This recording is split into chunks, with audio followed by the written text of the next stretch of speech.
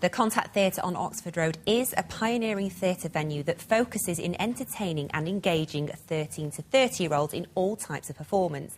The new artist director, Babir Israel, joins me now to talk about his plans for the theatre's future. Hello, sir. Thank you so much for this. Thank you, Gemma. What does your job title actually mean? What does it actually mean? Well, I am the artistic director and the chief executive. So, I mean, I look after the building, I look after the people in the building, and I think I help to drive the sort of creative vision. But also, I think what's unique about our organization is that we really feed in from the young people. So it's about interacting not just with my fantastic staff, but also with the really creative and talented young people, and sort of in the midst of all of that, come together with what is our season going to be? What is the kind of work that we're going to produce that's going to engage young audiences, new audiences? How are we going to expand out of the building to reach other parts of Manchester? And then how are young artists going to tour nationally and internationally? So that's some of what we're working on right now. So what do you have in the pipeline to do all that, then? Well, I mean, I think it's an exciting time. We're celebrating 10 years of the kind of reimagining of Contact. That's what we're about to launch into our 10-year celebration this fall.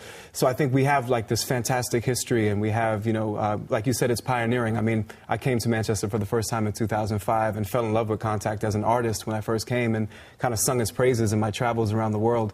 So I guess what we're doing now is we're looking back, you know, at the past 10 years, and we're actually going to launch the season with a night called Playing Back 10 Years of Contact, which is going to be playback theater, improvisational theater, where we're going to invite the audience to reminisce and bring stories and memories of Contact's last 10 years, and then turn them into theater on the spot, in the moment, with no script. So that's going to be very exciting, and it's going to be a combination of professional artists from New York coming over, working with emerging artists from Manchester to create that night. So I think that's kind of, in a way, represents the sort of synergy that we're looking at, which is supporting the local talent and the amazing talent that's here in Manchester, and then finding ways for them to interact nationally and around the world.